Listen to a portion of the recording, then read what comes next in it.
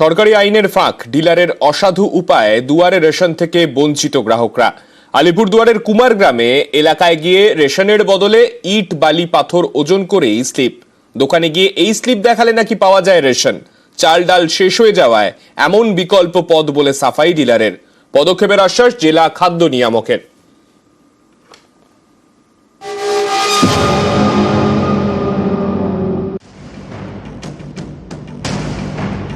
দুয়ারে রেশন, রাজ্য সরকারের এই প্রকল্পে বাড়ি বাড়ি গিয়ে রেশন দেওয়ার কথা। এই প্রকল্পেই সরকারি আইনের ভাগ বলে ডিলারের অসাধু উপায়। অভিযোগ, এর জেরেই আলিপুরদুয়ারের কুমারগ্রামে সরকারি প্রকল্পের সুবিধা পাচ্ছেন না গ্রাহকরা। তো সরকার তো নিয়ম করেছে যে আপনাদের বাড়ির সামনে এসে রেশন দিয়ে যাবে। আমরা বাড়ির সামনে পাই না, পান না। স্লিপ দিয়ে গেছে, বলছে ওখান থেকে যান। আচ্ছা, স্লিপ যখন দেয় তখন তো জিনিস ওজন করলে পরে স্লিপ বের হয়। জিনিস ওজন করছে, পাথর দিয়ে ওজন করছে। কি দিয়ে ওজন করছে? পাথর। দুয়ারে রেশন প্রকল্পে এলাকায় গিয়ে ওজন করে রেশন স্লিপ দেওয়ার কথা। ওজন করলেই ইপস মেশিন থেকে বেরিয়ে আসে স্লিপ। স্লিপে লেখা থাকে রেশন সামগ্রীর পরিমাণ। ইপস মেশিনের লোকেশন সব সময় অন রাখতে হয়, এতে জানা যায় ডিলার কোথায় কোথায় গিয়ে রেশন দিচ্ছেন। এসব তো নিয়ম, কিন্তু কুমারগ্রামের লস্কর পাড়ায় কি হচ্ছে দেখুন। এখানে ইপস মেশিন ও দাড়ি পাল্লা নিয়ে রেশন ডিলাররা গেলেন গ্রামে, কিন্তু চাল ডালের বদলে ওজন করলেন ইট বালি পাথর। ইপস মেশিন থেকে বেরিয়ে আসা স্লিপ ধরিয়ে দিলেন গ্রাহকদের হাতে। বলা হলো দোকান থেকে রেশন নিয়ে আসতে। স্থানীয়দের দাবি, এভাবেই দিনের পর দিন চলছে। তো সরকার তো নিয়ম করেছে যে আপনাদের বাড়ির সামনে এসে রেশন দিয়ে যাবে। আমরা বাড়ির সামনে পাই না, পান না। স্লিপ দিয়ে গেছে, বলছে ওখান থেকে যান। আচ্ছা, স্লিপ যখন দেয় তখন তো জিনিস ওজন করলে পরে স্লিপ বের হয়। জিনিস ওজন করছে, পাথর দিয়ে ওজন করছে। কি দিয়ে ওজন করছে? পাথর। 7টা পর্যন্ত আমরা ওখানে রেশন দিয়েছি। দেওয়ার পরে পাল্লাটা একটু খারাপ দেখা দিয়েছিল, তো আবার ওইটার দিকে আবার চাল দিয়ে ওজন করে দেখলাম যে পাথর দিয়ে ওজন করে দেখলাম যে ওজনটা মিলছে কিনা। ঠিক আছে, তো ওখানের বাসিন্দারা বলছিল যে ঠিক আছে, আমাদের তাহলে স্লিপ দিয়ে দাও, আমরা পরে ওখানে গিয়ে মাল তুলে নেব। না, এই বিষয়টি একদম যদি কোথাও করা হয়ে থাকে সেটা আইনত ঠিক নয়। এই বিষয়টি আমরা যথাযথ তদন্ত করে উপযুক্ত ব্যবস্থা একদম ইমিডিয়েটলি আমরা নেব। আলিপুরদুয়ার থেকে রাজকুমার কর্মকার, নিউজ 18 বাংলা।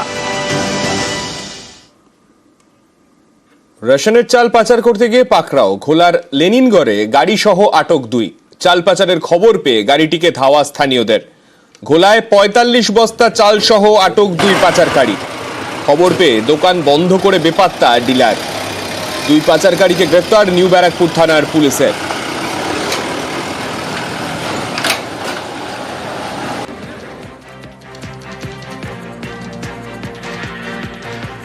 চুরি করে বলতে কি বলেন তো, উনি বললো ওখানে নিয়ে যেতে। উনি বলতে কে? ওই রেশন ডিলার মালিক। রেশন দোকান। তারপর কি হলো? তারপর ওখানে নিয়ে যাচ্ছিলাম, তারপর দাদারা ধরলো, রাস্তায় ধরে এখানে আবার আনলো। এটা কি মানে আগেও করতে এরকম? না না, আমি তো আজ প্রথম এসছি। আর রেশনের মালিক কোথায়? দোকানের মালিক কোথায়? দোকানের মালিক তো এখানে নেই। কোথায় পালিয়ে গেছে? হ্যাঁ, কি এখানে নেই। আমি দেখি বিক্রি করছে বলতে একজন এসছিল আমার সাথে, যে মানে মালটা নিয়েছে। আচ্ছা, তিনি এসছিল, উনি চলে গেছে, ওই দোকানে চলে গিয়েছে, আমরা ওখানেই যাচ্ছিলাম দোকান। যিনি রেশন ডিলার আছে তার বিরুদ্ধে স্টেপ নেওয়া হবে। আমি বিডিওকে ফোন করেছিলাম, খড়দা বিধানসভার বিধায়ক, রাজ্যের কৃষি ও পরিষদীয় মন্ত্রী শোভনদেব চট্টোপাধ্যায়কে ফোন করেছিলাম। উনি নিবারকপুর থানায় ফোন করে দিয়েছে। নিবারকপুর থানার পুলিশ ইতিমধ্যে এখানে এসেছে। এগুলো কোনোরকমভাবে তৃণমূল কংগ্রেস এগুলো প্রশ্রয় বরদাস্ত করবে না। আমি পুলিশকে বলে দিয়েছি, এর সাথে যারা যারা যুক্ত আছে তাদের কঠোরতম কঠোর শাস্তি হবে। ক্যালেন্ডার বলছে আজকে ডিসেম্বরের 9 তারিখ, কিন্তু দক্ষিণবঙ্গে কিন্তু ফের পারদ বাড়তে শুরু করেছে। আবহাওয়ার খবরের দিকে যদি নজর রাখি, পশ্চিমী ঝঞ্ঝা আর বঙ্গোপসাগরের নিম্নচাপ এই জোড়া ফলায় দক্ষিণবঙ্গে ফের চড়ছে পারদ। আজ রাজ্যে বৃষ্টিরও সম্ভাবনা রয়েছে। বুধবার থেকে রাজ্যে ফের শীতের আমেজ অনুভূত হবে, এখনো পর্যন্ত তেমনটাই পূর্বাভাস হাওয়া অফিসের।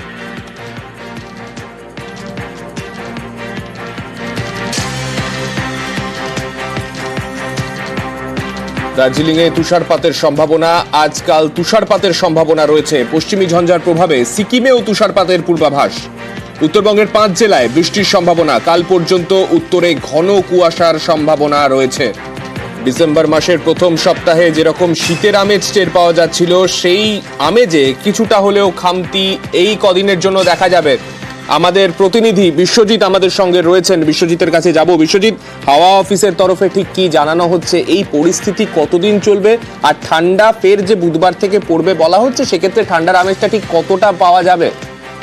দেখো, যে তাপমাত্রা বাড়ছে খুব সামান্য তাপমাত্রা 2 থেকে 3 ডিগ্রি সেলসিয়াস গত 2-3 দিন ধরে এই তাপমাত্রা বাড়বে এবং আগামী কালও তাপমাত্রা এই শীতাবস্থা বজায় থাকবে।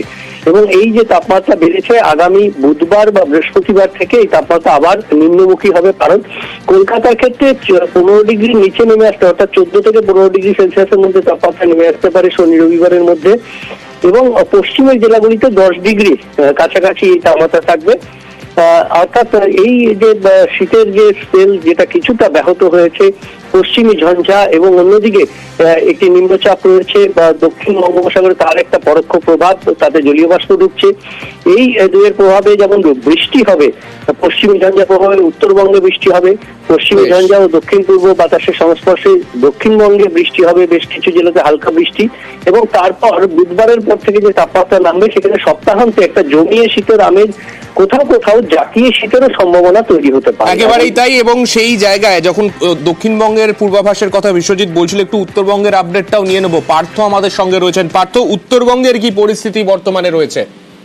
দেখো, সকাল থেকে কিন্তু মোটের উপর আকাশ পরিষ্কার হচ্ছে। উত্তরবঙ্গের পাহাড় থেকে সমুদ্র সর্বোচ্চ খানিক মেঘলা এবং কুয়াশা রয়েছে ভোরের দিকে, এবং পাহাড়ও কিন্তু আজ কুয়াশা মাখা হয়ে যাচ্ছিল। এবং তাপমাত্রা দার্জিলিং নেমেছে 9 ডিগ্রিতে, কালিম্পং 10 থেকে 11 ডিগ্রি, সমতল জেলাগুলিতে মোটামুটি 10 থেকে 12 ডিগ্রি আশপাশে ঘোরাফেরা করছে। তবে কাল থেকে কিন্তু তাপমাত্রা খানিকটা নামার সম্ভাবনা রয়েছে, 1 থেকে 2 ডিগ্রি তাপমাত্রা নামতে পারে উত্তরের পাহাড় এবং সমতল জেলাগুলিতে।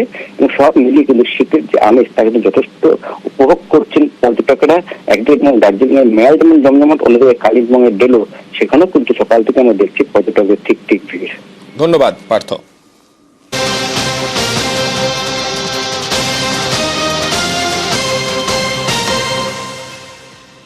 মুর্শিদাবাদের খবরের দিকে আমরা নজর রেখেছিলাম। মুর্শিদাবাদের সাগরপাড়ায় বিস্ফোরণ, সেই বিস্ফোরণে নিহত 3 জন, নিহতের সংখ্যা বেড়ে 3। বোমা বাঁধতে গিয়ে বিস্ফোরণ বলে দাবি স্থানীয়দের। বিস্ফোরণের জেরে বাড়ির একাংশ, একটি পাকা বাড়ি, সেই বাড়ির একাংশ পুরোপুরিভাবে ভেঙে পড়ে। সেই বাড়ি ভেঙে পড়ায় সেখানেও ক্ষয়ক্ষতি ব্যাপক আকারে হয়েছে। ইতিমধ্যেই 3 জনের মৃত্যু হয়েছে বলে আপডেট। বিস্ফোরণে বেশ কয়েকজন আহত হয়েছে। মুর্শিদাবাদের সীমান্তবর্তী এলাকা সাগরপাড়া, সেই সাগরপাড়াতে বোমা বিস্ফোরণে সাত সকালে চাঞ্চল্য। স্থানীয়দের দাবি, বাড়িতে বোমা বাঁধা হচ্ছিল, সেই বোমা বাঁধতে গিয়েই অঘটন ঘটেছে, এমনটাই দাবি স্থানীয় সূত্রে।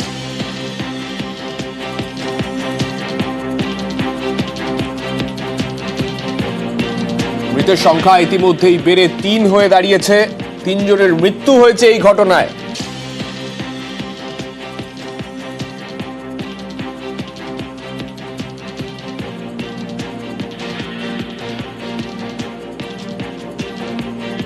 আমি তো শব্দ শুনতাম না, কিসের আওয়াজ, কি কে বলবো, শব্দ, বিকট শব্দ হলো, তাই দেখুন।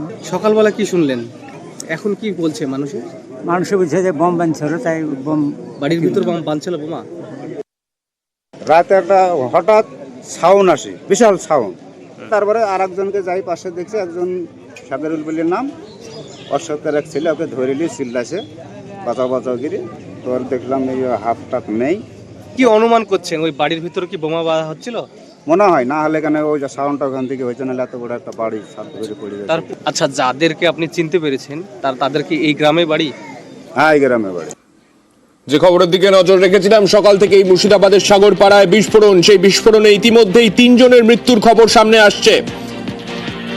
একটি পাকা বাড়ি, সেই বাড়ির ছাদ বিস্ফোরণের তীব্রতায় উড়ে যায় বলে খবর। আমাদের সঙ্গে রয়েছেন আমাদের প্রতিনিধি প্রণবের কাছে চলে যাব সরাসরি। ঘটনাস্থলে প্রণব রয়েছেন, প্রণবের কাছ থেকে জানতে চাইবো। প্রণব, তুমি একটু আগেই বলছিলে মৃতের সংখ্যা বাড়তে পারে, ইতিমধ্যেই আমরা দেখলাম সেই আপডেট, 3 জনের মৃত্যু হয়েছে সেই খবর পাওয়া যাচ্ছে।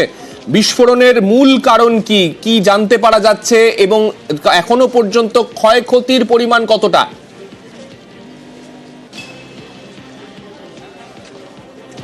দেখো, সাগরপাড়া থানার যে খয়ের তলায় মামুন মোল্লার বাড়িতে কিন্তু এই বোমা বাঁধার কাজ চলছিল এবং বিস্ফোরণের বোমা বাঁধার সময় বিস্ফোরণের তীব্রতা এতটাই ছিল যে পুরো বাড়িটা ভেঙে পড়ে যায়, হুড়মুড় করে পড়ে যায় এবং পাকা ছাদ পর্যন্ত পড়ে যায় এবং ঘটনাস্থলে একজনের মৃত্যু হয় এবং 3 জনকে গুরুতর আহত অবস্থায় মুর্শিদাবাদ মেডিকেল কলেজে নিয়ে এলে সেখানে কিন্তু 2 জন মারা গিয়েছে এবং আরও একজন কিন্তু মৃত্যুর সঙ্গে পাঞ্জা লড়ছে এবং তার অবস্থাও আশঙ্কাজনক বলে কিন্তু মেডিকেল কলেজ সূত্রে জানা গেছে। এই মামুন মোল্লা কে? এই মামুন মোল্লা হচ্ছে সাগরপাড়া এলাকায় কিন্তু পাচারকারী হিসাবে কিন্তু তার যথেষ্ট নামডাক রয়েছে এবং পুলিশ আশঙ্কা করছে যে এই যে তোমার এখন শীতের সময়তে কুয়াশা পড়ছে সেই কারণে গরু পাচারের জন্য হয়তো বোমা বাঁধাগুলো কাজ হচ্ছিল, কারণ প্রায়শই পুলিশকে এবং বিএসএফকে বোমা দেখে বোমা মেরে কিন্তু ভয় দেখানো হয় গরু পাচারের সময়তে, সেই কারণে হতে পারে। আবার দ্বিতীয়ত তারই প্রতিপক্ষ একটি গ্রুপ রয়েছে, কিছুদিন আগে সেই গ্রুপের সঙ্গে তোমার রীতিমতনভাবে সংঘর্ষ হয়েছিল, সেই কারণে কিন্তু বোমাগুলো বাঁধছিল এবং কেন এই বোমাগুলো বাঁধছিল এবং এতটা বিস্ফোরক জড়ো করে সে বোমাগুলো বাঁধছিল, কতটা পরিমাণ বিস্ফোরক থাকলে এত বড় তোমার দুর্ঘটনা ঘটতে পারে সেটা কিন্তু সহজেই অনুমান করা যাচ্ছে এবং পুরো ঘটনার তদন্ত করছে। এবং যখন তোমার গভীর রাতে এই বোমা বাঁধাগুলোর কাজ চলছিল সেই সময় বিস্ফোরণের শব্দে পার্শ্ববর্তী এক মহিলা তারা ঘুমাচ্ছিল এবং তার তোমার অচৈতন্য হয়ে পড়ে, এতটাই তীব্রতা ছিল বিস্ফোরণে এবং সঙ্গে সঙ্গে ছুটে আসে এবং এলাকাবাসীর অভিযোগ 6 থেকে 7 জন মিলে বোমা বাঁধার কাজগুলো করছিল এবং পুরো ঘটনায় এলাকায় ব্যাপকভাবে চাঞ্চল্য দেখা দিয়েছে এবং পুরো ঘটনায় তোমার তদন্ত করছে সাগরপাড়া থানার পুলিশ এবং বহরমপুর এলাকা থেকে প্রচুর পরিমাণে পুলিশ গিয়েছে, যদিও ঘটনার পরে এখনো পর্যন্ত কাউকে গ্রেপ্তার করেনি। তবে এই মামুন মোল্লার নামে একাধিক অভিযোগ রয়েছে কিন্তু সাগরপাড়া থানাতে এবং পুরো ঘটনার তদন্ত করছে সাগরপাড়া থানার পুলিশ। বেশ, ধন্যবাদ প্রণব।